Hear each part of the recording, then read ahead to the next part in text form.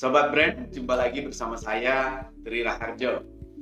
Nah, kali ini saya akan bahas bagaimana tips bisnis waralaba bertahan di tengah pandemi COVID-19.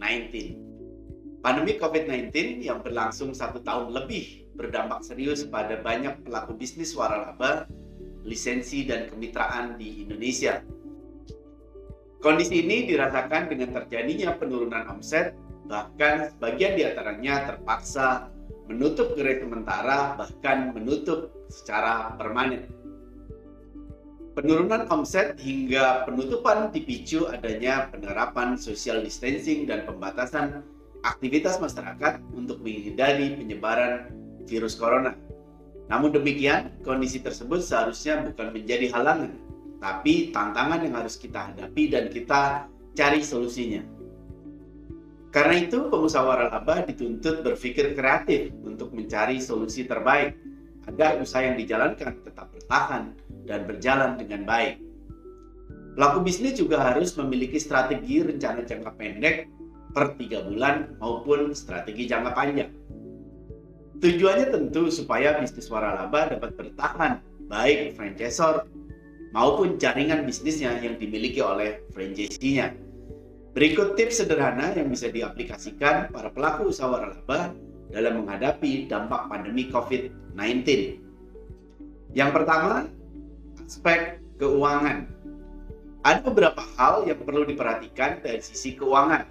Pertama, pastikan posisi saldo saat ini dan dana cadangan operasional dimiliki aman selama 3 bulan mendatang. Yang kedua, buat perhitungan anggaran total pengeluaran operasional baik yang rutin atau yang sifatnya tetap. Nah, ketiga, buat perhitungan proyeksi pendapatan dari berbagai sumber, misalnya dari franchise fee, royalti, maupun dari bahan baku dan lainnya. Perhitungan harus dilakukan dengan cermat dan melihat tren penurunan omset misalnya. Baik itu yang terjadi di jaringan outlet mitra atau franchisee maupun dari jaringan on outletnya, dan pertimbangkan adakah potensi pendapatan lain yang bisa didapat, misal penjualan melalui sarana digital atau sarana online. Keempat, lakukan pengeluaran dengan bijak.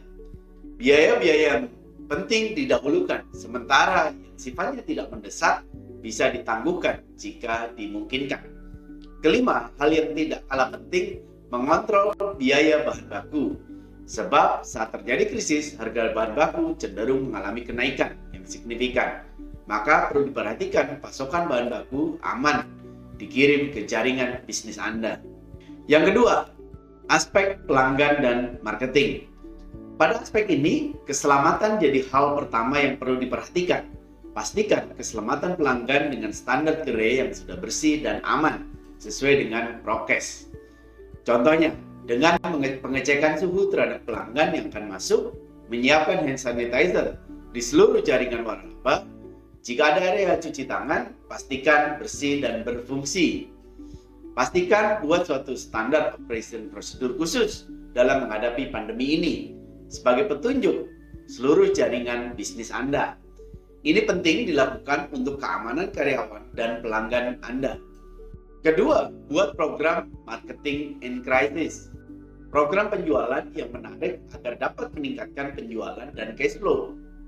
Ketiga, sampaikan program marketing yang simpatik akan bencana wabah COVID-19. Misalnya, dengan mengeluarkan program khusus delivery yang memudahkan pelanggan yang bekerja dari rumah, sekolah dari rumah, atau beribadah dari rumah dapat terlayani secara baik. Kemudian, sampaikan aktivitas program marketing in crisis melalui sarana digital seperti website, sosial media, aplikasi chatting, poster, spanduk di masing-masing gerai dengan konten yang menarik. Keempat, kontrol dan meeting penjualan secara harian, baik langsung atau melalui sarana komunikasi lainnya. Ini untuk memastikan pendapatan perusahaan sesuai dengan rencana yang sudah ditetapkan. Lakukan perbaikan program marketing secara cepat jika diperlukan. Yang ketiga adalah aspek SDM. Langkah pertama yang harus dilakukan adalah melakukan edukasi terhadap karyawan.